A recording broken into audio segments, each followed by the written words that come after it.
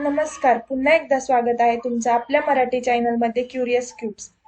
तर आपण आजच्या भागात बघणार आहोत की शिष्यवृत्ती परीक्षा म्हणजे इयत्ता 5वीच्या बुद्धिमत्ता चाचणीमध्ये असलेल्या वर्गीकरण भागावरील प्रश्न कसे सोडवायचे.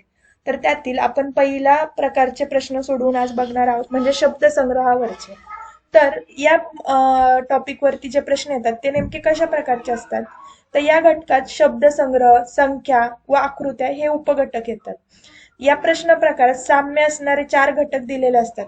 त्यापैकी 3 घटकात तंतोतंत साम्य असते. ते साम्य ओळखून वेगळा घटक कोणता आहे ते शोधावं लागतं. तर समजा आता तुम्ही लिहिलं आई बाबा, काका काकू, मावशी काका, आत्या मामा, म्हणजे हे एका प्रकारचे घटक झाले. पण बहीण भाऊ तर ते सिबलिंग्स आहेत, म्हणजे बहीण भाऊ वेगळं नातं झालं, काका काकू वेगळे झाले ना. तर तसं जे काय त्यात वेगळं आहे ते शोधायचंय. तुम्ही बऱ्याचदा वर्गात बघत असता की शाळेचा गणवेश असतो तुमचा म्हणजे युनिफॉर्म. तर सर्वजण युनिफॉर्म घालून आलेले असतात. मग त्यावेळेस जर एखाद्या मुलाचा बर्थडे असेल तर तो रंगीत कपडे घालून येतो. मग तुम्हाला ते बघून लक्षात येतं की अरे हा आपल्यासारखा गणवेश घालून नाही आलेला, यांनी काहीतरी वेगळे कपडे घातले. मग त्यावरून तुम्ही ठरवता की ह्याचा बर्थडे असेल किंवा काय हा नवीन मुलगा असेल. तर या घटकावरचा जेव्हा आपण अभ्यास करू तर जेव्हा तुम्ही पुढचं शिक्षण घ्यायला जाल तर ते जे स्किल आहे तुमच्या मेंदूमध्ये जास्त विकसित झाले तर तुम्हाला मोठे मोठे प्रश्न सोडवता येतील. पण सध्याचा जो स्तर असणार आहे तो इयत्ता 5वीचा स्तराप्रमाणे असणार आहे. तर बघूया आपण यात पुढे काय काय आहे. तर जाणून घेऊया की जो शब्दसंग्रह प्रकार आहे वर्गीकरण मधला, तर त्यामध्ये नेमकं काय असतं. तर यामध्ये जे प्रश्न असणार आहेत त्यामध्ये विशिष्ट शब्दांचा गट दिलेला असतो. मग हे जे शब्दांचा गट असेल ना तर तुम्हाला त्यात काय साम्य आहे आणि काय विरोधाभास आहे यासाठी मराठीचं व्याकरण माहीत असणं जास्त गरजेचं आहे. समानार्थी शब्द माहीत असले पाहिजेत, विरुद्धार्थी शब्द माहीत पाहिजेत, समान गुणधर्म असणारे शब्द इत्यादी भाषिक कौशल्यांवर माहिती असायला हवी. त्यामुळे जो मराठी हा विषय आहे शिष्यवृत्ती परीक्षेचा, त्याचा तुमचा अभ्यास चांगला झालेला असला पाहिजे. की जे मी आता टॉपिक सांगितले की व्याकरण, समानार्थी शब्द, विरुद्धार्थी शब्द, समान गुणधर्म असणारे शब्द, तर हे मराठीच्या मराठीचा जो पेपर असतो शिष्यवृत्ती परीक्षेचा त्याचं वाचन खूप ठेवा. तुम्ही एक एक टॉपिक 5-5 वेळेस वाचून काढा.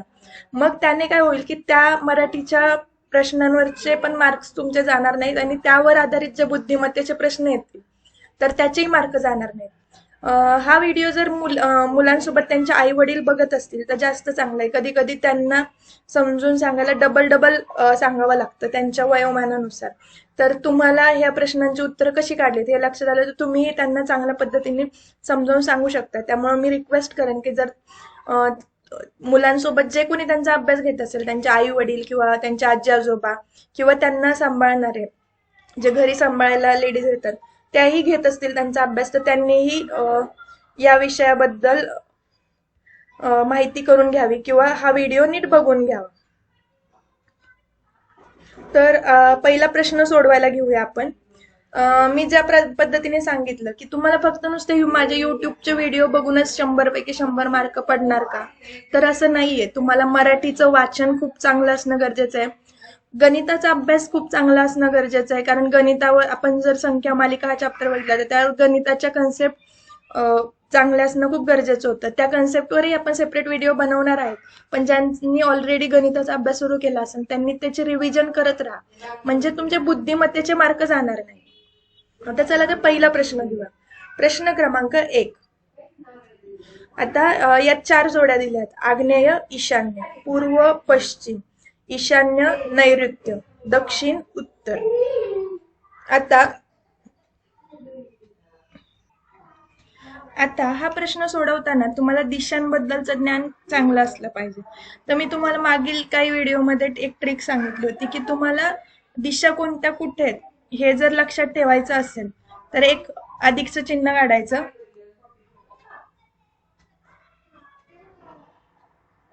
मी सांगते त्या पद्धतीने काढा वहीत, म्हणजे तुमच्या लक्षात राहील.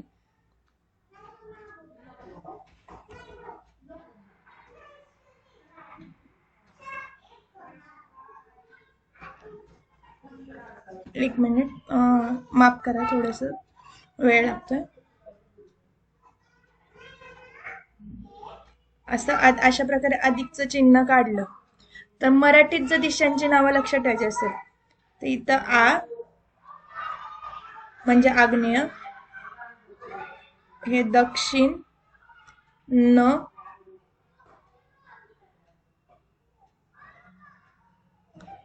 पश्चिम, वायव्य, उ म्हणजे उत्तर, इथे ह्या कोपऱ्यात ईशान्य, आणि इथे पू म्हणजे पूर्व. आता लक्षात घ्या की उजव्या हाताचा खालचा कोपरा आहे तर त्याला आ म्हणायचं, आणि आद न पवा वाजतो कसा, उ ई पू. आलं लक्षात? काय म्हणणार? आद न पवा वाजतो कसा, उ ई पू. आता ह्या पद्धतीने लिहिलं, तुम्ही जर बघितलं आग्नेय ईशान्य, तर आग्नेय इथे आणि ईशान्य म्हणजे ते एकाच लाईन मध्ये, तर एकमेकाच्या समोर नाहीये. जर विरुद्ध बाजूला बघायला गेलं तर पूर्व पश्चिम, पूर्वच्या समोर पश्चिम आहे. ईशान्य नैऋत्य, इथे ईशान्य, ईशान्यच्या समोर नैऋत्य. दक्षिण उत्तर, दक्षिण उत्तर. म्हणजे आग्नेय आणि ईशान्य ही एक जोडी सोडली तर बाकीच्या सगळ्या समोरासमोर येतात. अशा ह्या ज्या लाईन आहेत त्याच्या समोर येतात. आलं लक्षात? म्हणजे तुम्हाला काय करायचंय, एक अधिक काढायचा आहे, त्यातच एक गुणिले काढायचा, आणि उजव्या हाताच्या खालच्या बाजूनी म्हणजे इथून सुरू करायचं. आद न पवा वाजवतो कसा म्हणायचं इथे, उ ई पू. आपल्या सॉंग्स नेहमी चांगले लक्षात राहतात, त्यामुळे आपण सॉंग्सच्या भाषेत दिशा लक्षात ठेवायचा. आद न पवा वाजवतो कसा, उ ई पू.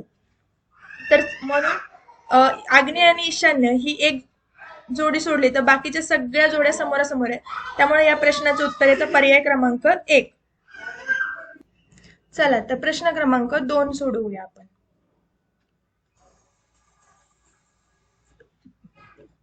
आता प्रश्न क्रमांक 2 मध्ये 4 अक्षर शब्द कोणते दिले? पादप, तरु, वृक्ष, द्रुम. तर पादप, तरु, द्रुम हे झाड या शब्दाचे समानार्थी शब्द आहेत, आणि वृक्ष हा शब्द समानार्थी शब्द नाहीये त्याचा, तो वेगळा शब्द आहे. त्यामुळे गटात न बसणारा शब्द वृक्ष आहे. तर बघा, तुम्हाला समानार्थी आणि विरुद्धार्थी शब्द किती माहित असणं गरजेचं आहे. जर तुम्हाला माहितच नसेल की याचे अर्थ काय, तर तुम्ही याचं उत्तर बरोबर देऊ नाही शकणार. त्यामुळे याचं उत्तर आहे पर्याय क्रमांक 3. आता प्रश्न क्रमांक 3 मध्ये पेरू, सीताफळ, आंबा, डाळिंब. आता जर तुम्ही फक्त चित्र आठवलं की पेरू कसा दिसतो, सीताफळ कसं दिसतं, आंबा कसा दिसतो, डाळिंब कसं दिसतं, आतून बाहेरून कसं दिसतं, तर पेरू मध्ये बघितलं तर तुम्ही छोट्या छोट्या खूप साऱ्या बिया असतात. सीताफळामध्ये पण खूप साऱ्या बिया असतात ज्या काळ्या काळ्या रंगाच्या असतात. आंब्यामध्ये कोय असते, कोय ही आंब्याची बी आहे, त्यामुळे कोय एकच बी असते. पण सीताफळ आणि पेरू मध्ये अनेक बिया असतात, आणि डाळिंब ही बघायला गेलं तर त्यात अनेक बिया असतात. मग यावरून आपल्या लक्षात येतं की आंबा असं एकच फळ आहे ज्याचं एकच बी आहे या 4 फळांपैकी. म्हणून याचं उत्तर येतं पर्याय क्रमांक 3. जर कोणी आई वडील हा व्हिडिओ बघत असेल, त्यांच्या मुलांना एखादं फळ माहित नसेल, समजा असं होऊ शकतं की त्यांनी सीताफळ कधी बघितलेलं नाहीये, तर त्यांना कधीतरी आणून दाखवा. प्रत्यक्ष बघितल्याने जे ज्ञान मिळतं ते फक्त पुस्तकातून वाचून नाही मिळत. त्यामुळे तुम्हाला जेवढं शक्य असेल ते रिअल लाईफ मधल्या गोष्टी त्यांना दाखवायचा प्रयत्न करा. आता प्रश्न क्रमांक मध्ये शिंगरू, बछडा, हरिण, छावा. आता जर तुम्ही मराठीचा अभ्यास नीट केलेला असेल की कोणत्या प्राण्यांच्या मुलांना काय म्हणतात, म्हणजे प्राण्यांची जी पिल्लं असतात त्यांना काय म्हणतात, तर त्याच्यावरनं तुमच्या लक्षात येईल की शिंगरू, बछडा, छावा हे पिल्लू दर्शक शब्द आहे, आणि हरिण हा पिल्लू दर्शक शब्द नाहीये. म्हणून गटात न बसणारा शब्द हरिण आहे. म्हणजे आता हा प्रश्न मुलांना समजून सांगायचा असेल ज्यांनी कधी प्राणी प्रत्यक्ष बघितलेले नाहीत किंवा त्यांना माहिती नाही, रोजच्या भाषेत ते वापरलं जात नाही. अभ्यास तर पुस्तकातला करून घ्यावा की पाठांतरही करून घ्यावं कशाला काय म्हणतात, पण नीट समजून सांगायचं असेल तर गावाकडे आपण शेळी असेल तर शेळीच्या पिल्लाला काय म्हणतात, गाय असेल गाईला पिल्लू झालं तर त्याला काय म्हणतात, वासरू म्हणतात. तर आमच्या इकडे शेळीच्या पिल्लाला करडू म्हणतात. तर प्रत्येक भागात जे असेल त्या भागाप्रमाणे आणि मराठीच्या पुस्तकात दिले त्याप्रमाणे पण दाखवा की कशाला काय म्हणतात, जेणेकरून त्यांना रिअल लाईफ मध्ये या गोष्टी कशा आहेत ते माहिती होईल आणि ते कोरिलेट करायला सोपं जाईल. आणि ह्याला तुम्हाला काही खर्च करायची गरजही नाही पडणार. तुम्ही काही खर्च न करता मुलांना ह्या गोष्टींचं ज्ञान देऊ शकता. आता प्रश्न क्रमांक 5 मध्ये बघा, गृह, प्रसाद, भवन, सदन. आता गृह, भवन, सदन हे घर या शब्दाला समानार्थी शब्द आहे. म्हणजे घर या शब्दाचे समानार्थी शब्द आहेत गृह, भवन, सदन. फक्त प्रसाद हा शब्द घर या शब्दाला समानार्थी शब्द होत नाही, म्हणून गटात न बसणारा शब्द प्रसाद हा आहे. मी पुन्हा एकदा सांगेल की तुमचे सर्व समानार्थी आणि विरुद्धार्थी शब्द पाठ असले पाहिजेत. जर नसतील पाठ तर तुम्ही त्याचे पत्ते बनवा, तुमच्या मित्रमैत्रिणींमध्ये खेळा. एक काम करू शकता की एका घराचे 4 समानार्थी शब्द आहेत ना, तर त्याचे 4 पत्ते बनवायचे. तसे प्रत्येकाचे 4-4 पत्ते बनवायचे आणि आपण जसे पत्ते खेळतो ना रिअल मधले, तर तसे पत्ते बनवून ते गेम खेळायचं की कोण खऱ्या बरोबर जोड्या काढतोय तो जिंकणार. तर तशा पद्धतीने केलं तर हा एक खेळ म्हणूनही छान होईल आणि मुलांना शब्दांचं पाठांतरही चांगल्या पद्धतीने होईल. तगर, जास्वंद, मोगरा, गुलाब. हे बघितल्या क्षणी लक्षात येतं की जास्वंद, मोगरा, गुलाब ही सुवासिक फुले आहेत. तर तगर हे बिनवासाचे फुल आहे, म्हणून गटात न बसणारा शब्द तगर हा आहे. प्रश्न क्रमांक 7 मध्ये बघा, क्षीर, पै, सलील, नीर. आता पै, सलील, नीर हे पाणी या शब्दाचे समानार्थी शब्द आहेत. पाण्याला नीरही म्हणतात, सलीलही म्हणतात आणि पैही म्हणतात. क्षीर हा दूध या शब्दाचा समानार्थी शब्द आहे. लक्षात ठेवा, क्षीर हा दूध या शब्दाचा समानार्थी शब्द आहे आणि बाकी जे दिलेत पै, सलील, नीर हे पाणी या शब्दाचे समानार्थी शब्द आहेत, म्हणून गटात न बसणारा शब्द क्षीर हा आहे. म्हणून याचं उत्तर पर्याय क्रमांक 1 हे येतं. प्रश्न क्रमांक 8 बघा, रिक्षा, टॅक्सी, मोटार, विमान. आता नीट बघितलं तर लक्षात येईल की रिक्षा, टॅक्सी, मोटार हे डांबरी रस्त्यावर चालतात, जमिनीवर चालतात. विमान हे बघितलं तर ते हवेत चालतं. यावरनं तुमच्या लक्षात येईल की विमान हा गटात न बसणारा शब्द आहे, म्हणून पर्याय क्रमांक 4. प्रश्न क्रमांक 9 मध्ये कोबी, मेथी, फ्लॉवर, पालक. आता कोबी, मेथी, पालक या पालेभाज्या आहेत. लक्षात ठेवा, कोबी ही सुद्धा पालेभाजी आहे. तुम्हाला माहिती पाहिजे की फळभाज्या कोणत्या, पालेभाज्या कोणत्या, फुलभाज्या कोणत्या, तर हे सर्व माहिती असलं पाहिजे. फ्लॉवर ही फुलभाजी आहे, म्हणून गटात न बसणारा शब्द फ्लॉवर हा आहे. आता वैशाख, आषाढ, कार्तिक, ज्येष्ठ. तर वैशाख, आषाढ, ज्येष्ठ हे 31 दिवसांचे महिने आहेत, तर कार्तिक हा 30 दिवसांचा महिना आहे. आता यामध्ये तुम्हाला प्रत्येक महिन्यात किती दिवस असतात, मराठी कालनिर्णयामध्ये म्हणजे मराठी जे कॅलेंडर असतं, मराठी महिने असतात चैत्र, वैशाख, त्याचे प्रत्येक महिन्याचे दिवस किती असतात याचं ज्ञान असणं गरजेचं आहे.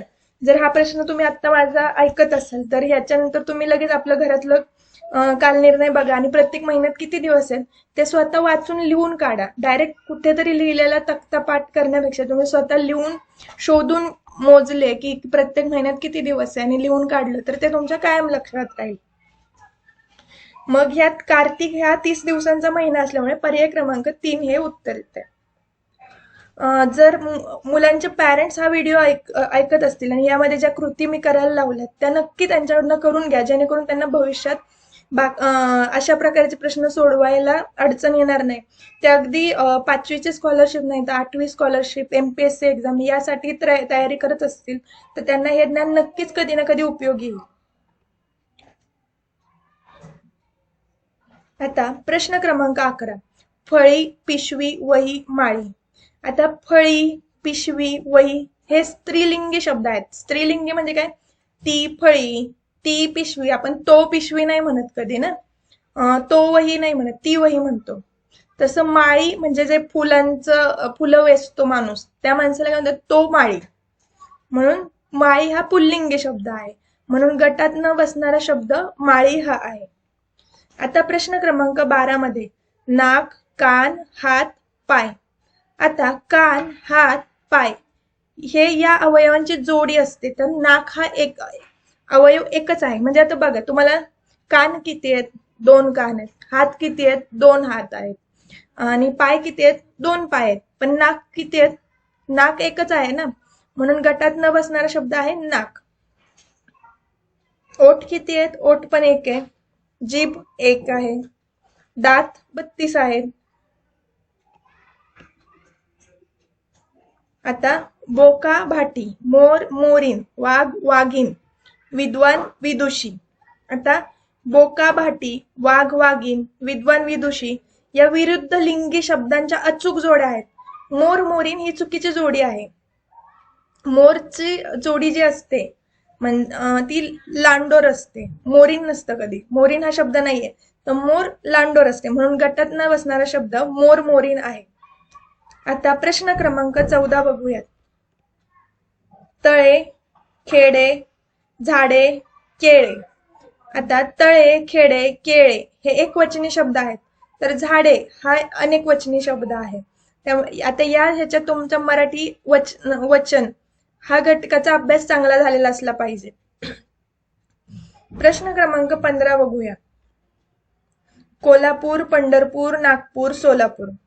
आता कोल्हापूर, नागपूर, सोलापूर हे महाराष्ट्रातील जिल्हे आहेत, तर पंढरपूर हा जिल्हा नाहीये, ते गाव आहे. महाराष्ट्रातीलच आहे पण तो जिल्हा नाहीये, तर ते एक गाव आहे. म्हणून पंढरपूर हे या प्रश्नाचं अचूक उत्तर आहे. तर या प्रश्नाचं अचूक उत्तर आहे पर्याय क्रमांक 2. तर आजचा हा व्हिडिओ कसा वाटला ते नक्की सांगा. हा व्हिडिओ बघताना तुम्हाला मी वेगवेगळ्या गोष्टींचा अभ्यास करायला लावला असेल, वेगवेगळ्या ऍक्टिव्हिटी करायला लावल्यात. त्यांचे पॅरेंट्स जर त्यांच्या सोबत असतील तर त्यांनी हा नक्की बघा. नक्की ट्राय करा त्यांच्या मुलांसोबत बसून, स्वतः बसून काढा. जसं की मराठी महिन्यात प्रत्येक महिन्यात किती दिवस आहेत हे कॅलेंडर मधून त्यांना शोधून मोजायला लावा, लिहायला लावा, तर त्यांच्या लक्षात राहील. आणि हे नक्की करा जेणेकरून पुढे जाऊन त्यांना फायदा होईल. अगदी एमपीएससी यूपीएससीच्या परीक्षांना सुद्धा फायदा होईल. आजचा हा व्हिडिओ कसा वाटला? व्हिडिओ आवडला असेल तर लाईक करा, सबस्क्राईब करा, शेअर करा. धन्यवाद.